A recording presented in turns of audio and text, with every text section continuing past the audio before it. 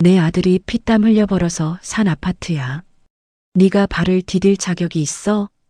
시어머니가 제 짐봉투를 발로 걷어차는 바람에 속옷이랑 화장품이 복도 바닥에 쏟아졌습니다.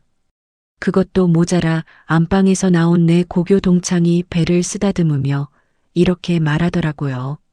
어머, 테라야. 아직도 안 갔어? 좀 비참하지 않아? 저는 바닥에 쪼그리고 앉아 흩어진 짐을 하나하나 주워 담았습니다. 처량하게, 아주 처량하게요. 근데 글쎄요, 이 사람들이 하나 모르는 게 있었습니다. 그 아파트도 남편 회사도 진짜 주인이 누구인지를요. 안녕하세요. 시청자 여러분. 오늘은 이혼 도장 하나로 시댁을 발칵 뒤집어 놓은 은테라 씨의 사연 지금 바로 시작합니다. 가정법원 협의 이혼 확인실에 무거운 문이 닫히는 순간 저는 깊은 숨을 한번 내쉬었습니다.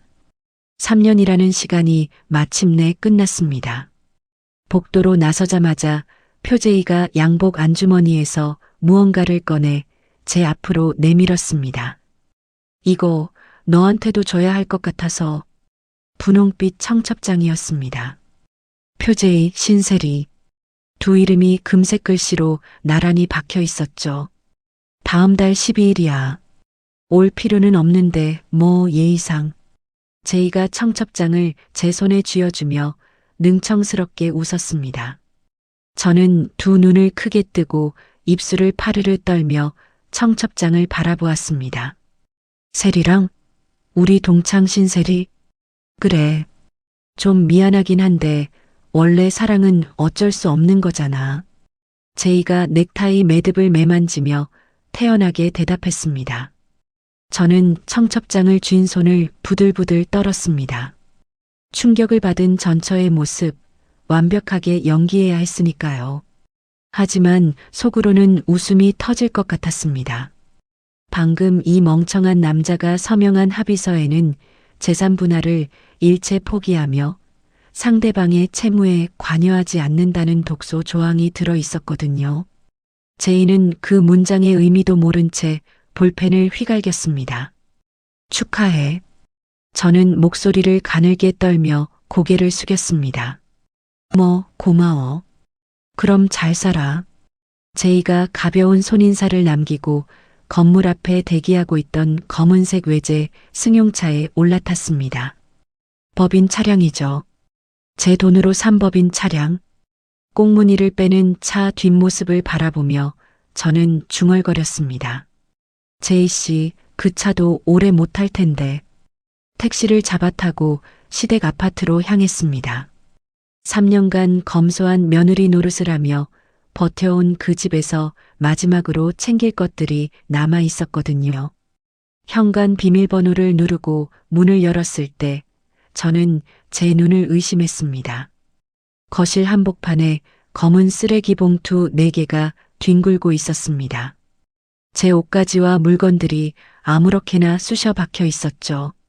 어머 왔어? 시어머니 왕춘자 여사가 소파에 다리를 꼬고 앉아 귤을 까먹으며 저를 올려다보았습니다. 어머님, 이게 뭐예요? 제 짐이 왜 이렇게... 뭐긴 뭐야? 짐 싸놓은 거지.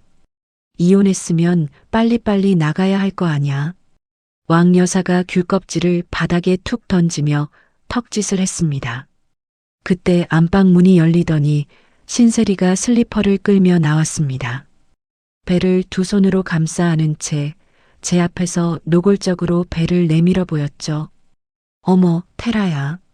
아직 안 갔어? 세리가 고개를 살짝 기울이며 입꼬리를 올렸습니다. 제이 남편이 잘 나가니까 옆에서 무임승차하려고 그렇게 버텼구나. 근데 이제 끝이잖아. 저는 이를 꽉 깨물며 주먹을 움켜쥐었습니다. 참아야 했습니다. 지금 폭발하면 제가 짜놓은 판이 틀어지니까요. 어머님, 저 집만 챙겨서 바로 나갈게요. 당연하지. 우리 제이가 피땀 흘려 벌어서 산 이 아파트에 네가 발을 디딜 자격이 있어? 왕 여사가 벌떡 일어나더니 쓰레기 봉투 하나를 발로 걷어차 현관 밖으로 밀어냈습니다. 봉투가 찢어지면서 제 속옷과 화장품이 복도 바닥에 흩어졌습니다. 저는 복도에 쪼그리고 앉아 흩어진 물건들을 하나하나 주워 담았습니다. 손이 떨리는 척했지만 오른손은 코트 주머니 안에서 휴대전화의 녹음 버튼을 이미 누르고 있었습니다. 세리 씨, 안방 이불 좀 빨아야 하는데 빨래 돌려놔. 왕 여사가 세리에게 다정하게 말하는 소리가 녹음기에 또렷이 찍혔습니다. 네, 어머니. 제가 할게요. 세리가 배를 쓰다듬으며 안방으로 들어갔고 왕 여사는 현관에 서서 제가 짐을 줍는 꼴을 팔짱을 낀 채 내려다보았습니다. 쯧쯧 가여워라. 그래도 3년 살았으니까 내가 이렇게 짐이라도 싸준 거야. 고맙게 생각해. 저는 대꾸하지 않았습니다. 용달차를 불러 짐봉투를 모두 실었습니다. 차에 오르기 전 아파트를 한번 올려다보았습니다. 12층 거실 창문에 왕 여사와 세리가 나란히 서서 저를 내려다보고 있었죠. 세리가 손을 흔들었습니다. 용달차가 출발하고 시댁 아파트가 백미러 속으로 점점 작아졌습니다. 저는 수수한 면 코트의 단추를 하나씩 풀었습니다. 용달차가 도착한 곳은 서울 한복판 63층짜리 주상복합 건물이었습니다. 로비에 들어서자 컨시어지 직원이 허리를 숙여 인사했습니다. 은 대표님, 어서 오세요. 엘리베이터를 타고 꼭대기층에 올라 현관문을 열었습니다. 통유리 너머로 서울의 야경이 한눈에 내려다 보이는 넓은 거실이 저를 맞았죠.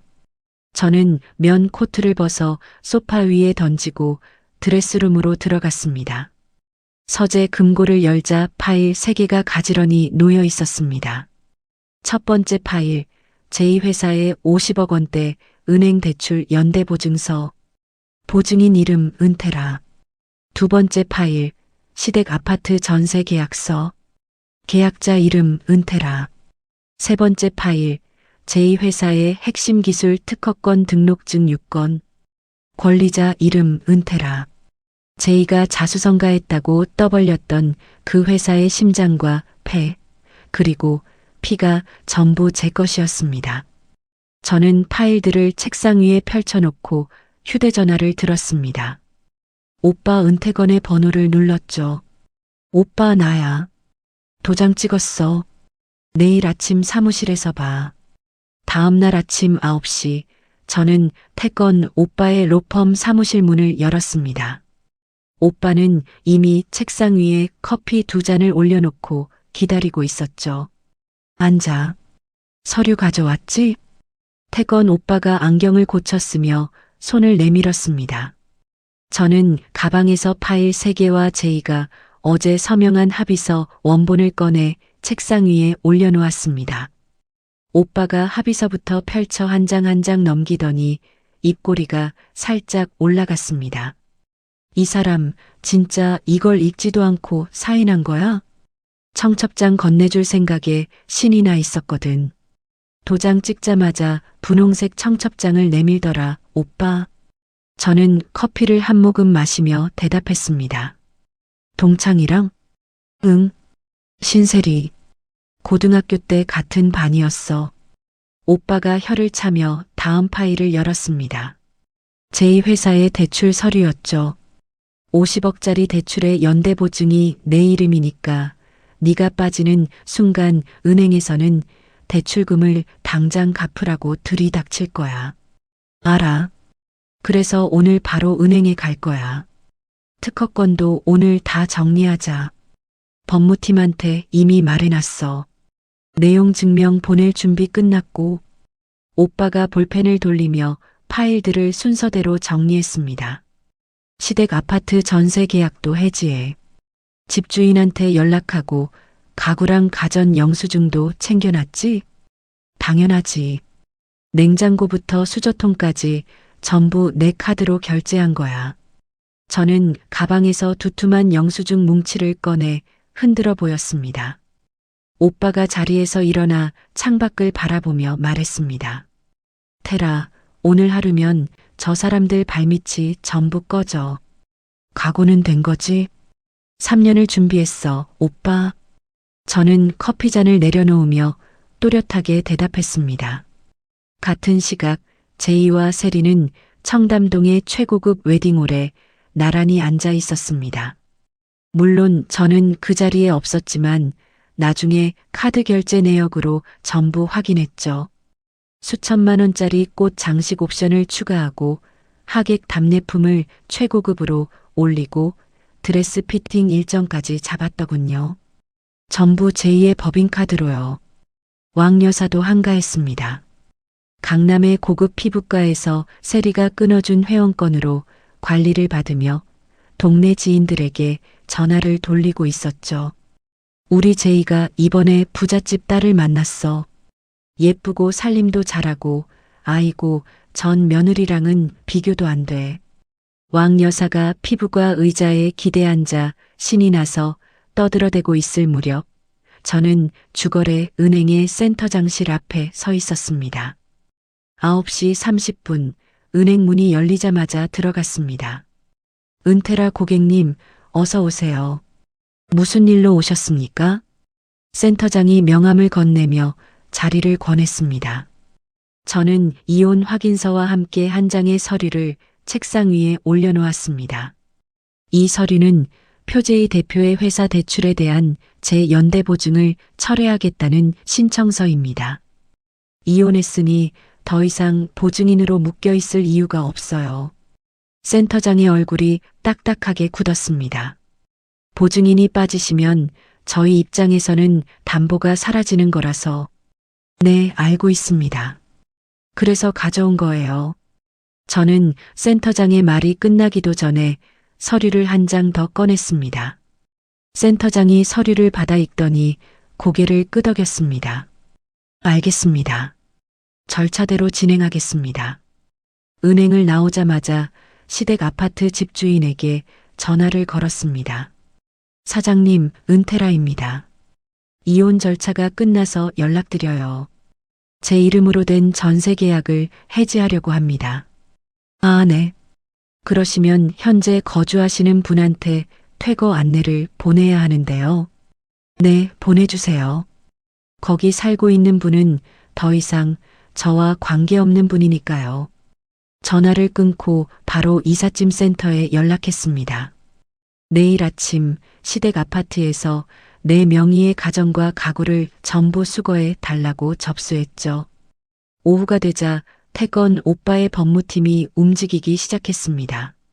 제 명의로 된 6건의 기술 특허 사용권을 해지한다는 내용 증명이 제2의 회사로 발송되었습니다.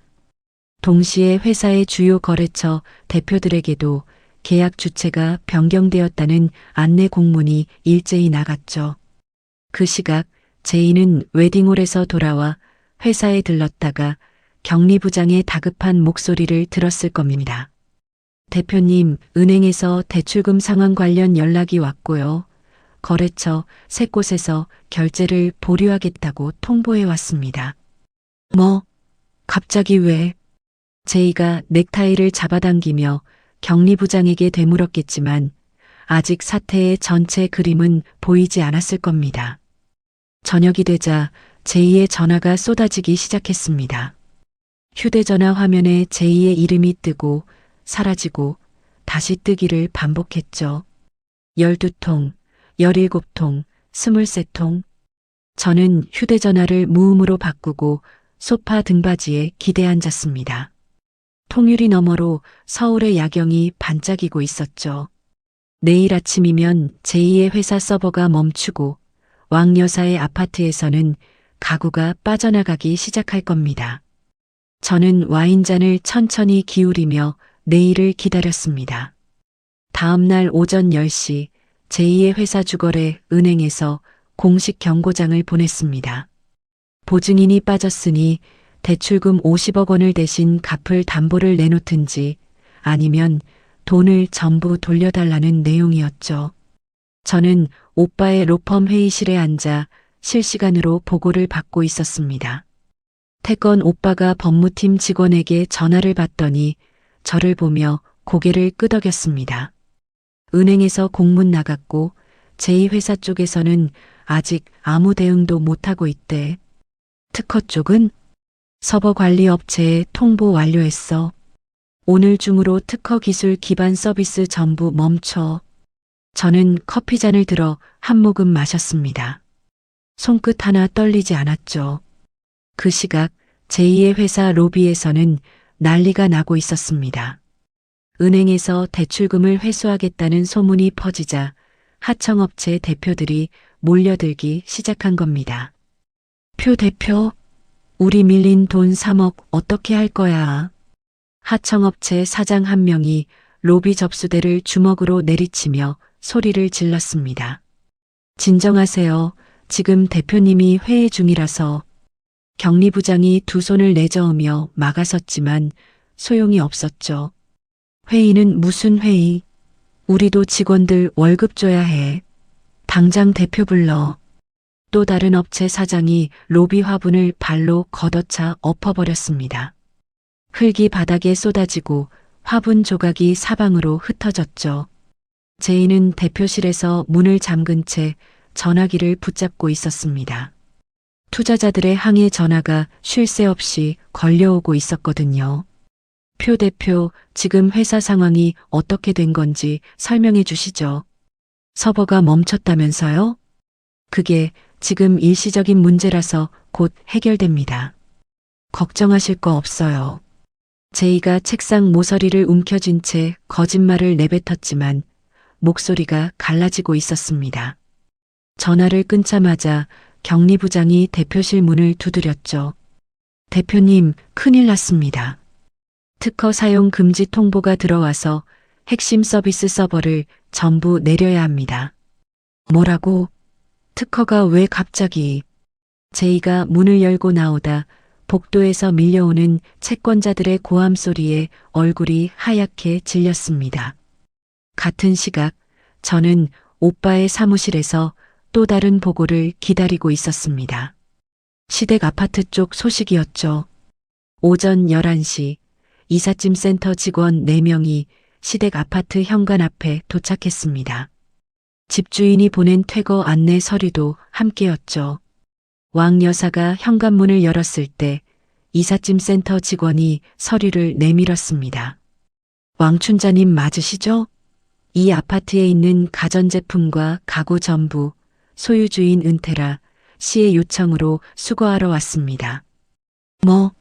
무슨 소리야? 이게 다 우리 아들이 산 건데.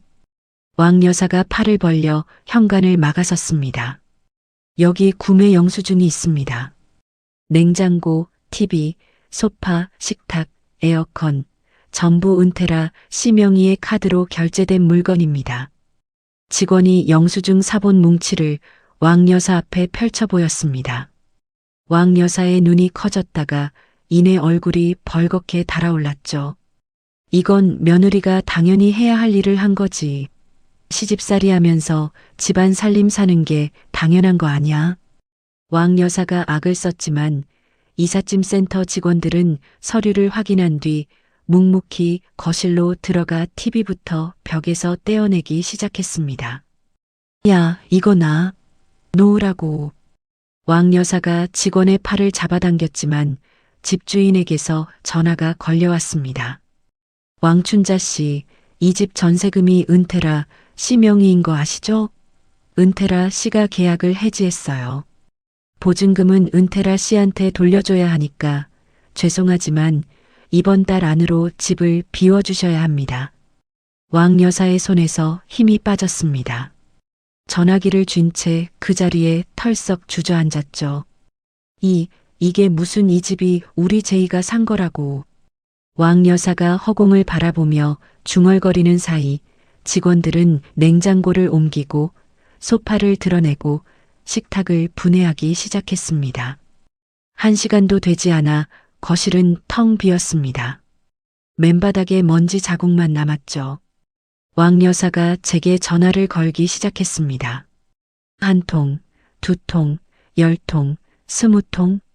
저는 화면에 뜨는 왕 여사의 이름을 가만히 내려다보았습니다. 30통, 50통, 70통. 전화는 멈추지 않았습니다. 저는 의자 등받이에 몸을 기대고 천장을 올려다보며 기다렸죠. 88통. 부재중 전화가 정확히 88통이 찍혔을 때 저는 전화를 받았습니다. 아가, 테라야. 이게 무슨 짓이야? 어머니한테 이럴 수가 있어? 당장 사람들 돌려보내고 집 좀. 아줌마, 누구세요? 왕 여사의 말이 뚝 끊겼습니다. 숨소리만 수화기 너머로 거칠게 들려왔죠. 저는 전화를 끊고 왕 여사의 번호를 차단 목록에 등록했습니다. 오빠가 회의실 문을 열고 들어오며 물었습니다. 시댁 쪽도 정리됐어? 응. 깨끗하게. 저는 휴대전화를 책상 위에 내려놓으며 대답했습니다. 태건 오빠가 노트북 화면을 돌려 보여주었습니다. 제2의 법인카드가 정지되면서 웨딩홀과 드레스샵에서 예약 취소와 함께 위약금 청구서가 날아갔다는 내용이었죠. 세리 쪽 결혼 준비도 전부 날아갔어. 웨딩홀 위약금만 수천만 원이야. 오빠가 화면을 스크롤하며 말했습니다. 그날 저녁 세리가 제2의 회사로 찾아갔습니다. 나중에 사진으로 확인한 장면이었죠. 로비에서 채권자들에게 둘러싸여 땀을 흘리고 있던 제이 앞에 세리가 나타났습니다. 제이야, 결혼식이 취소됐어. 웨딩홀에서 전화 왔는데 카드가 안 된다잖아. 이게 어떻게 된 거야? 세리가 제이의 양복깃을 움켜쥐며 따져 물었습니다. 나한테 왜 그래? 나도 지금 죽겠다고. 제이가 세리의 손을 뿌리치며 소리를 질렀습니다. 그러니까 네가 뭘 한 거냐고. 은테라한테 다 뺏기고 이 꼴이 된 거잖아. 네가 그 여자 자리에 들어오겠다고 해놓고 이제 와서 나한테 뭐라 하는 거야. 둘은 로비 한복판에서 서로의 옷깃을 잡고 밀치며 추하게 엉켜붙었습니다. 채권자들이 팔짱을 끼고 구경했죠. 태건 오빠가 고용한 사람이 그 현장을 사진으로 찍어 보내왔습니다. 로비에서 머리채를 잡고 싸우는 제이와 세리, 그리고 짐가방을 끌고 텅 빈 아파트 복도를 걸어 나오는 왕 여사의 뒷모습까지. 저는 사진들을 한 장씩 넘겨보며 휴대전화를 내려놓았습니다. 한 달이 지났습니다. 제 새 회사 은컨설팅은 강남 한복판의 오피스 빌딩 7층에 자리를 잡았죠. 대형 기업 2곳과 경영 자문 계약을 따냈고 직원도 12명으로 늘었습니다. 그날 아침 저는 대표실 책상에 앉아 다음 주 프레젠테이션 자료를 검토하고 있었습니다. 격리 담당 직원이 문을 두드리더니 얼굴이 하얗게 질린 채 들어왔죠. 대표님, 법인 통장이 막혔습니다. 막혔다니 무슨 소리야? 은행에 확인해 봤는데 법원에서 가압류가 걸렸다고 합니다. 통장 전체가 거래 정지 상태예요. 저는 볼펜을 내려놓고 격리 직원의 얼굴을 똑바로 바라보았습니다. 어디서 걸었는지 확인했어? 표제이라는 사람이 원고로 되어 있다고 합니다. 제이? 이 사람이 아직도 발악을 하고 있었군요. 저는 곧바로 태건 오빠에게 전화를 걸었습니다. 오빠, 제이가 내 법인 통장에 가압류를 걸었어. 뭐? 무슨 명목으로? 아직 정확히 모르겠어. 은행에서는 법원 결정문만 확인했다고 하고. 알았어. 내가 바로 법원에 확인할 테니까 서류 들고 사무실로 와. 전화를 끊고 가방을 챙기려는데 사무실 현관 쪽이 갑자기 소란스러워졌습니다. 직원 하나가 대표실로 뛰어들어왔죠. 대표님, 세무서에서 나왔다는 분들이 오셨는데요. 심장이 한 박자 빠르게 뛰었지만 저는 표정을 바꾸지 않았습니다. 안내해. 회의실로 들어서니 양복 차림의 조사관 2명이 서류 가방을 펼쳐놓고 앉아 있었습니다. 은테라 대표님이시죠? 관할 세무서 조사팀입니다. 귀사의 자금 출처와 관련하여 제보가 접수되어 확인차 방문했습니다. 어떤 제보인지 여쭤봐도 될까요? 이혼 전 배우자의 회사에서 자금을 빼돌려 신규 법인을 설립했다는 내용입니다. 우선 최근 6개월간의 회계장부와 자금 이동 내역을 제출해 주시기 바랍니다. 조사관이 서류 한 장을 밀어내밀었습니다. 세무조사 착수 통지서였죠. 가압류의 세무조사까지. 제이가 동시에 두 방을 날린 겁니다. 저는 통지서를 받아들고 조용히 읽었습니다. 자료 준비해서 제출하겠습니다. 조사관들이 나간 뒤 사무실 분위기가 얼어붙었습니다. 직원들이 복도에서 수군거리는 소리가 대표실까지 들려왔죠. 세무서에서 사람이 나왔다는 소문은 회사 안에서 불처럼 번지게 마련이니까요. 저는 서류 가방을 들고 택시를 잡아 태건 오빠의 로펌으로 향했습니다. 차 안에서 격리 직원에게 전화가 왔습니다. 대표님, 내일 만기 도래하는 어음이 2억 4천만 원입니다. 통장이 풀리지 않으면 결제가 안 됩니다. 알았어. 오늘 안에 해결할 테니까 거래처에는 내가 직접 연락할게.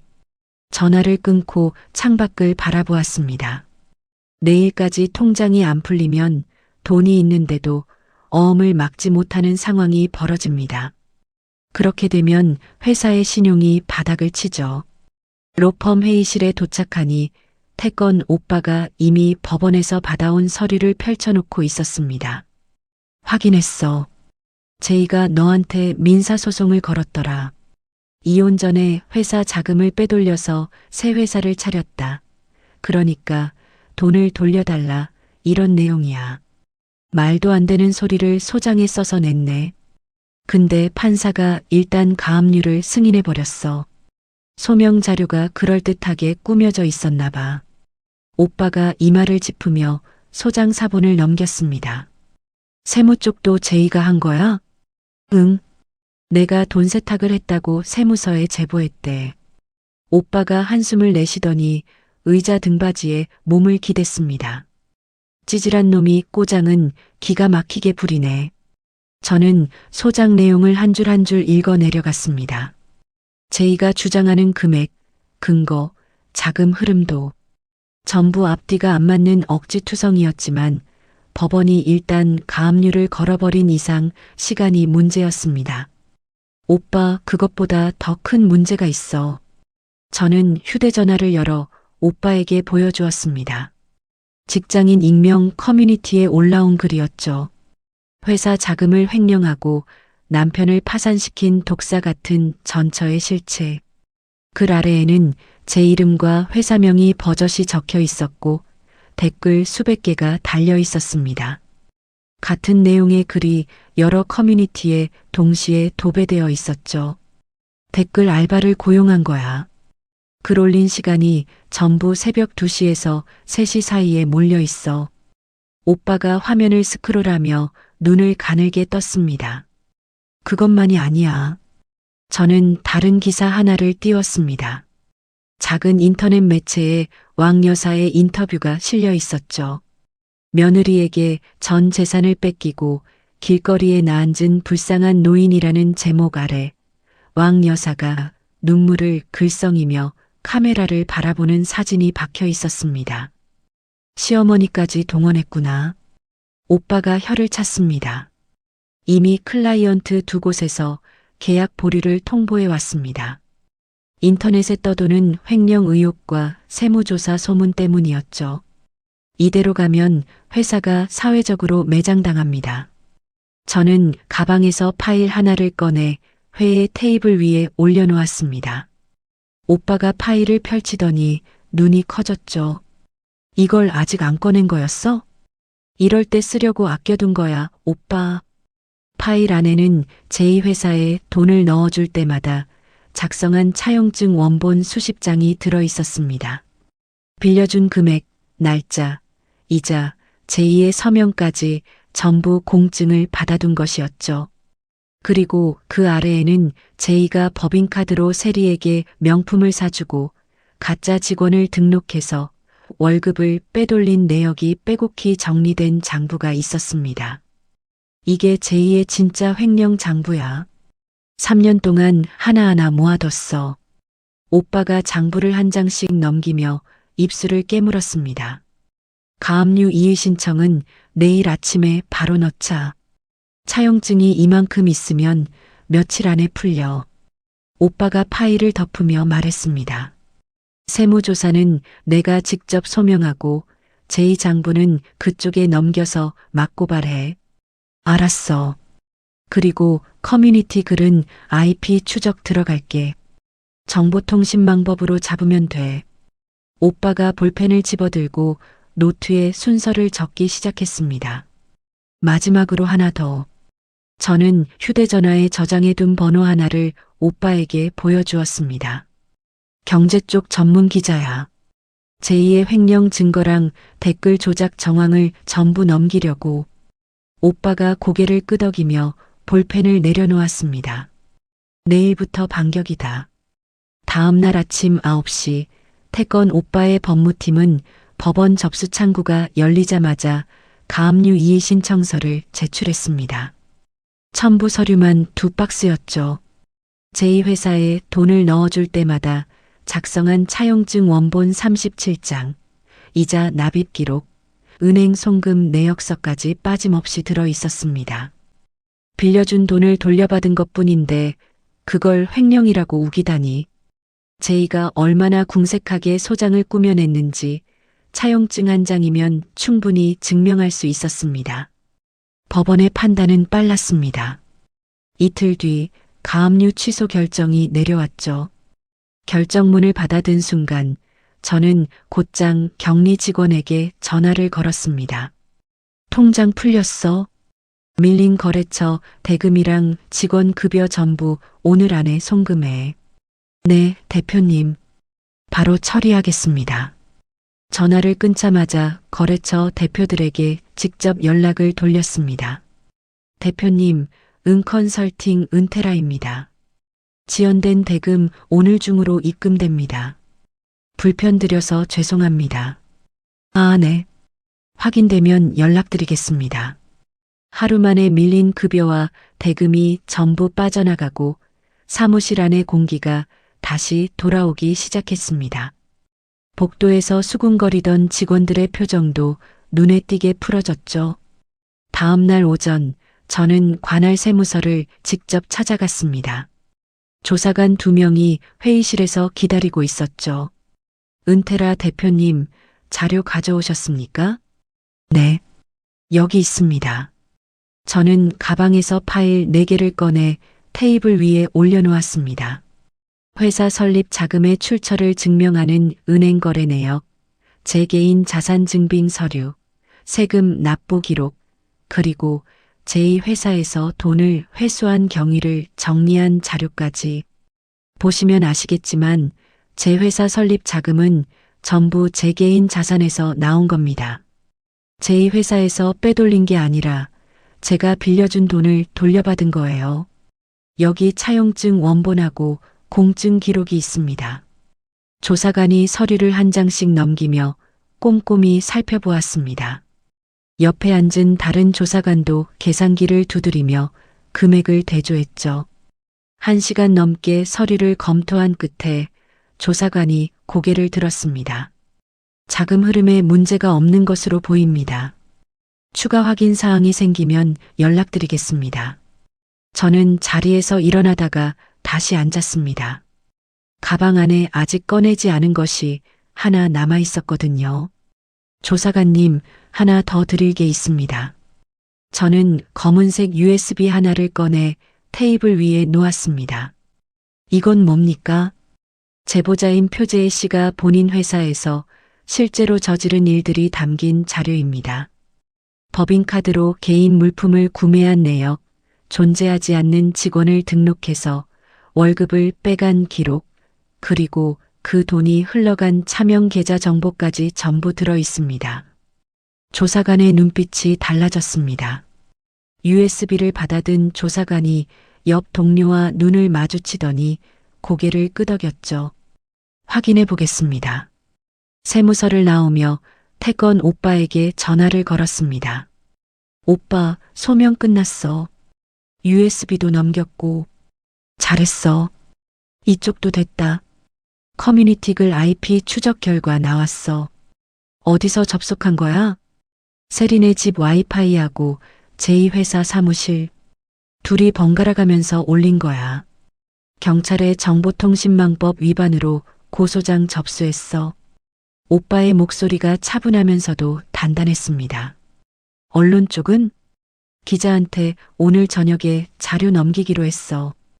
횡령 증거, 댓글 조작 정황, IP 추적 기록 전부 묶어서. 고마워, 오빠. 고마워하긴. 아직 안 끝났으니까. 전화를 끊고 사무실로 돌아왔습니다. 제 책상 위에는 결제할 서류가 수북이 쌓여 있었죠. 밀린 업무를 처리하면서 동시에 한 가지를 더 준비했습니다. 제이를 상대로 한 역소송이었습니다. 근거도 없는 가압류로 회사 통장을 묶어놓은 바람에 거래처, 대금 지급이 지연되고 클라이언트가 계약을 보류하고 회사의 신용에 금이 갔습니다. 그 피해를 전부 돈으로 물어내라는 소송이었죠. 태건 오빠의 법무팀이 소장을 작성해 오후에 법원에 접수했습니다. 청구 금액은 수십억 원. 저녁 7시 태건 오빠가 경제 전문 기자를 만났습니다.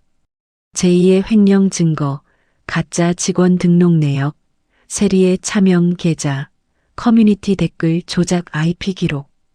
기자의 손에 모든 자료가 넘어갔죠. 오빠에게서 마지막 문자가 왔습니다. 기자가 내일 아침 기사 내보낸대.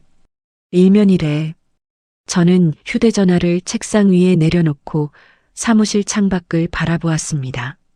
강남의 빌딩 숲 사이로 가로등 불빛이 줄지어 켜지고 있었죠. 내일 아침 이 도시의 경제지 일면에 표제이와 신세리의 이름이 올라갑니다. 다음 날 아침 7시 저는 침대에서 일어나자마자 휴대전화를 열었습니다. 경제지 메인 화면에 굵은 글씨가 박혀 있었죠.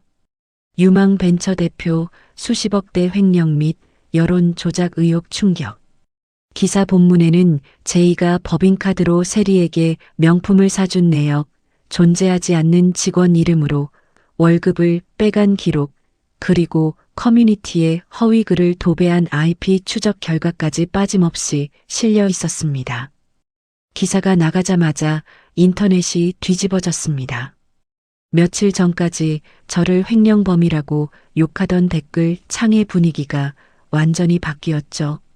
전처가 진짜 피해자였네. 시어머니 인터뷰가 전부 거짓말이었다고? 벤처 대표라는 놈이 와이프 돈으로 회사 굴린 거잖아. 왕 여사가 눈물 흘리며 인터뷰했던 기사에도 댓글이 쏟아지기 시작했습니다. 이 할머니 아들이 횡령범이었으면서 며느리한테 뺏겼다고 울었던 거야? 속았네, 완전히. 오전 10시 태건 오빠에게서 전화가 왔습니다. 경찰이 움직였어. 세무서에서 넘긴 자료랑 우리 고소건을 합쳐서 경제범죄수사팀에서 수사 착수했대. 제이한테 연락 갔어? 출국 금지부터 걸었고 오늘 중으로 소환 통보 나간대. 세리도 같이. 오빠의 말이 끝나기도 전에 휴대전화 알림이 울렸습니다. 뉴스 속보였죠. 횡령 의혹 벤처 대표 표제의 긴급 출국 금지 조치. 기사 아래에는 제2의 회사 건물 앞에 취재진이 몰려있는 사진이 올라와 있었습니다. 그날 오후 제이와 세리가 경찰서에 출석했습니다. 저는 그 장면을 뉴스 생중계로 보았죠. 제이가 검은 양복을 입고 경찰서 정문으로 들어서는데 기자 수십 명이 카메라를 들이대며 질문을 쏟아냈습니다. 표 대표님, 횡령 의혹에 대해 한 말씀 해주시죠. 전 부인의 자금을 빼돌렸다는 건 사실입니까? 제이가 고개를 푹 숙인 채 입술을 꾹 다물고 걸었습니다. 한 달 전 법원 앞에서 청첩장을 내밀며 능청스럽게 웃던 그 얼굴이 아니었죠. 턱이 바들바들 떨리고 이마에 식은 땀이 줄줄 흘러내리고 있었습니다. 제이 뒤에서 세리가 검은 마스크로 얼굴을 가린 채 따라왔습니다. 기자 하나가 세리 앞을 가로막으며 마이크를 들이밀었죠. 신세리 씨, 차명 계좌로 횡령 자금을 받으신 건 사실입니까? 세리가 고개를 확 돌리더니 기자를 밀치고 경찰서 안으로 뛰어들어갔습니다. 카메라 플래시가 터지는 사이로 세리의 비틀거리는 뒷모습이 찍혔죠. 뉴스 화면을 끄고 사무실 의자에 등을 기댔습니다. 경찰 조사는 빠르게 진행되었습니다. 제이가 세리의 이름으로 만든 차명 계좌에 수십억 원을 나눠 넣은 금융거래 기록이 은행에서 모두 확인되었거든요. 세리는 단순히 제이의 여자친구가 아니었습니다. 돈이 흘러간 계좌의 주인, 횡령의 핵심 공범이었죠. 조사가 시작된 지 사흘째 되는 날, 태건 오빠에게서 연락이 왔습니다. 구속영장 청구됐어. 둘 다. 사유가 뭐래? 증거를 없앨 우려가 있고 도망칠 가능성이 높다고 판단했대. 횡령 금액이 크니까. 그날 밤 뉴스에 제이와 세리의 구속 소식이 나왔습니다. 벤처 대표 표제의 수십억 횡령 혐의로 구속. 내연녀 신세리도 공범으로 함께 구속. 화면에는 제이가 수갑을 찬 채 고개를 떨군 모습이 잡혔습니다. 바로 뒤에서 세리가 교도관에게 팔을 잡힌 채 끌려가면서 제이를 향해 악을 썼죠. 다 당신 때문이야. 당신이 돈 많다고 했잖아. 나한테 왜 이래? 세리의 비명 같은 목소리가 경찰서 복도에 울려 퍼졌습니다. 제이는 돌아보지도 않았죠. 고개를 숙인 채 질질 끌려갔습니다. 그 뉴스 아래로 왕 여사에 대한 기사가 하나 더 올라왔습니다. 아들 구속에 부양 능력 상실, 전 시어머니 왕춘자 씨 월세 체납으로 퇴거 위기. 왕 여사가 아들 구속 후 밀린 월세를 내지 못해 후미진 골목의 단칸방에서마저 쫓겨나게 되었다는 내용이었습니다. 그날 저녁 왕 여사에게서 전화가 왔습니다. 차단했던 번호가 아니라 공중전화였죠. 저는 모르는 번호라 받았습니다. 테라야, 나야, 어머니야. 제발 전화 좀 끊지 마. 제이가 잡혀갔어.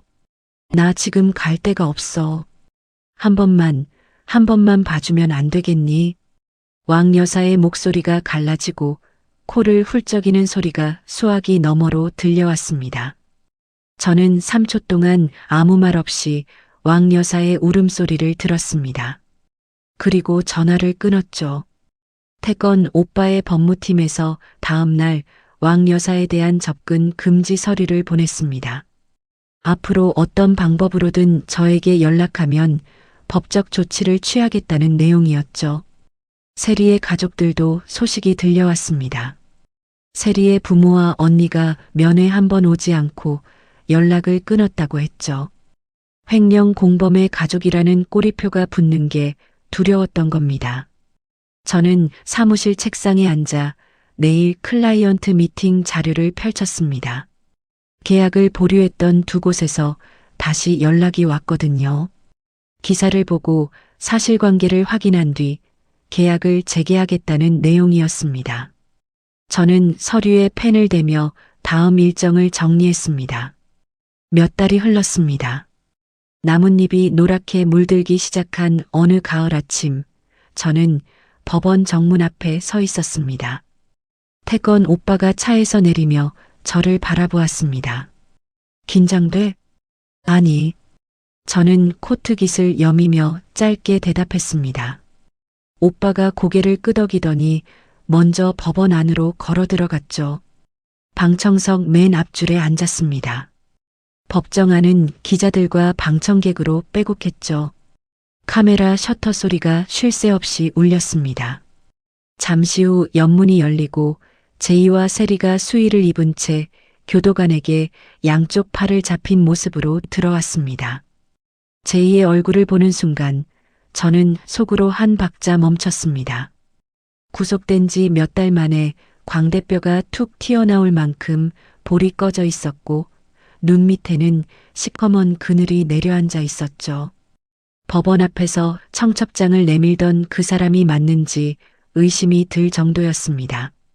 세리도 마찬가지였습니다. 단정하게 말아 올리던 머리카락이 헝클어진 채 얼굴을 덮고 있었고 고개를 숙인 채 바닥만 보며 피고인석에 앉았죠. 재판장이 입장하고 법정이 조용해졌습니다. 재판장이 서류를 펼치며 입을 열었습니다.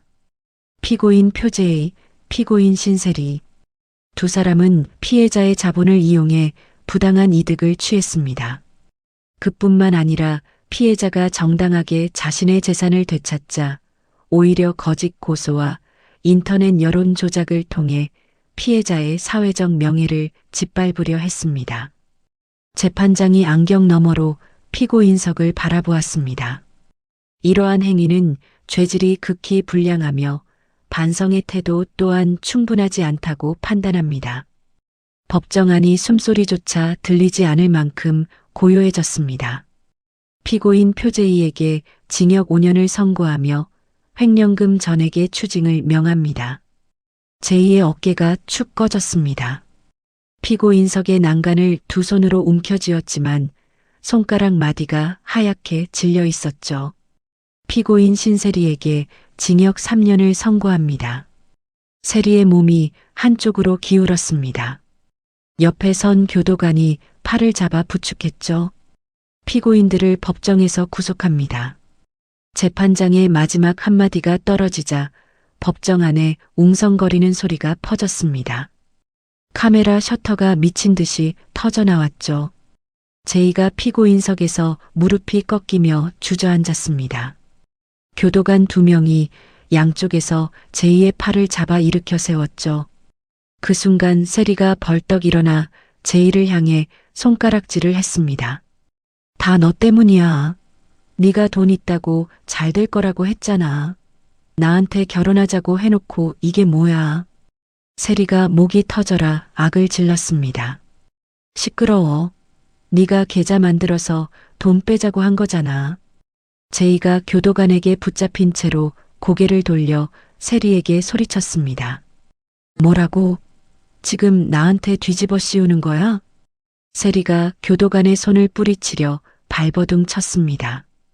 교도관 3명이 달려들어 세리의 양팔을 꺾어 잡고 법정 밖으로 끌어냈죠. 세리의 비명이 복도 끝까지 울려 퍼졌습니다.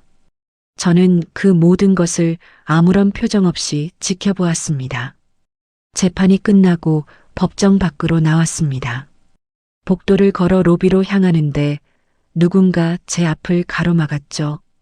왕춘자 여사였습니다.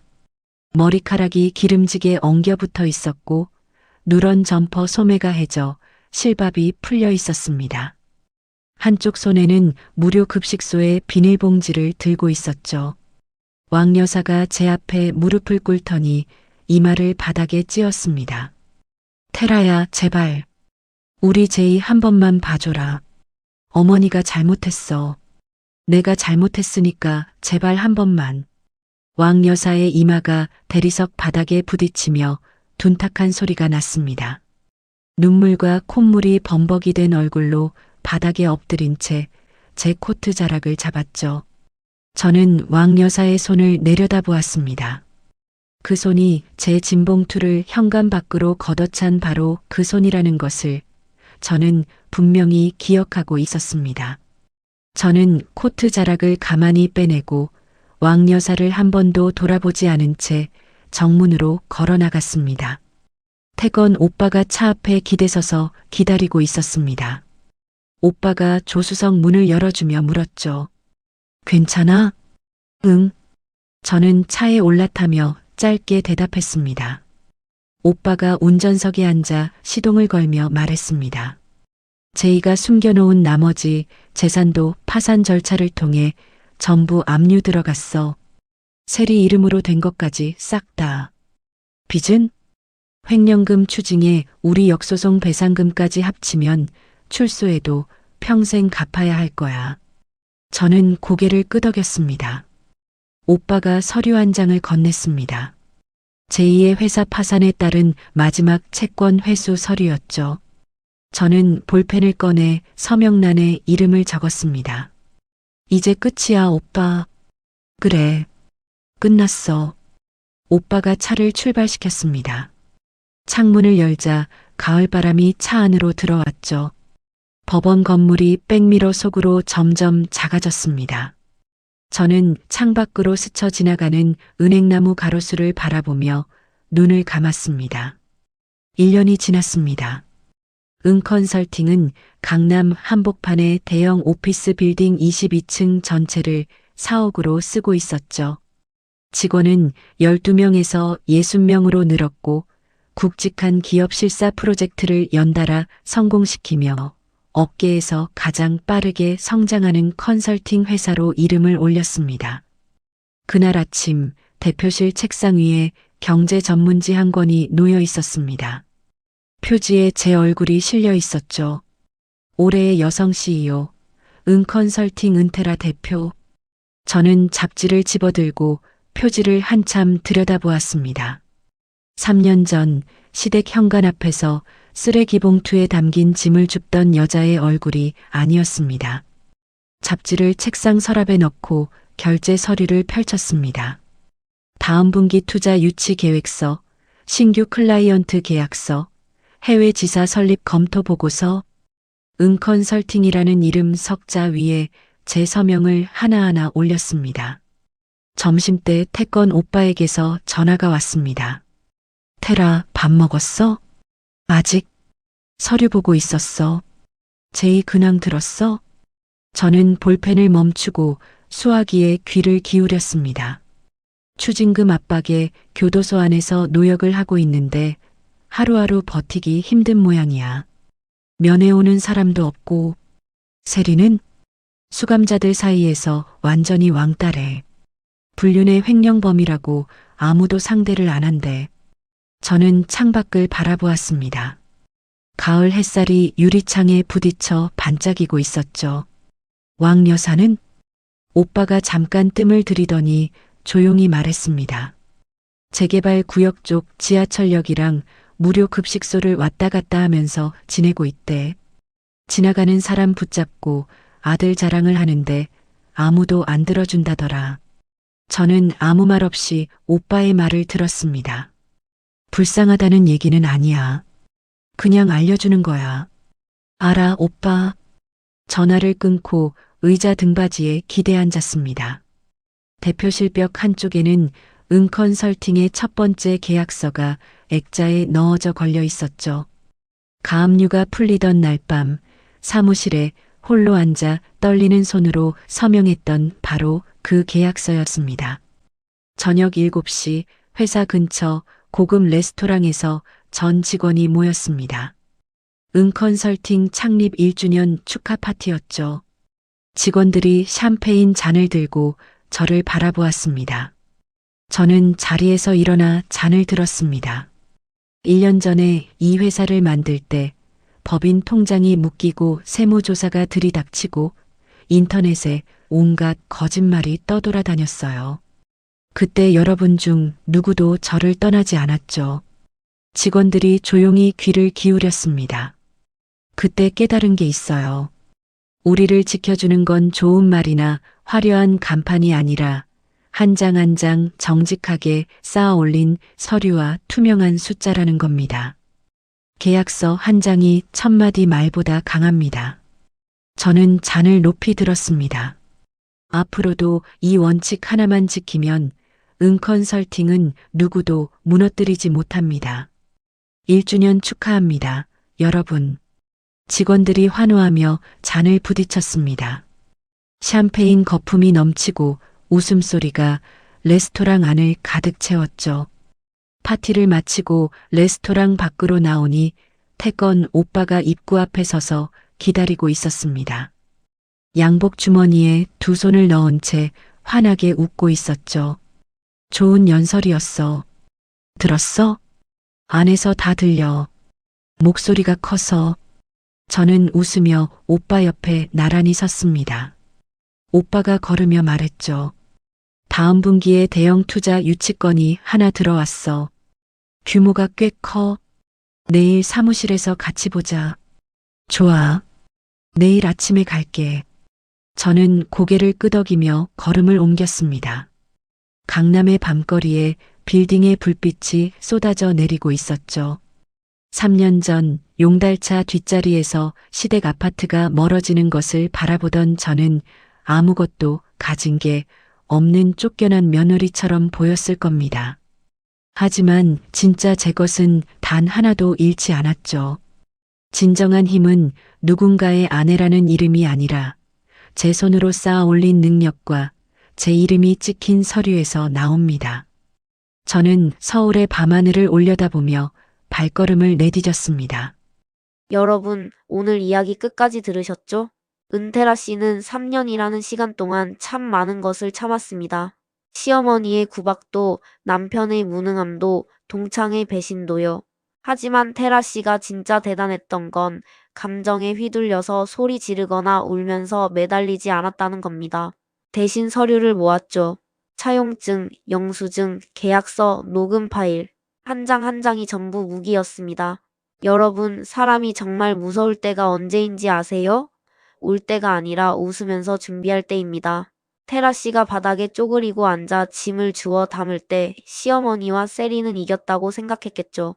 근데 그 순간에도 코트 주머니 안에서는 녹음 버튼이 눌려 있었습니다. 결국 자수성가했다고 떠벌리던 남편은 감옥에 갔고 부잣집 딸이라며 끼어든 동창도 같이 끌려갔습니다.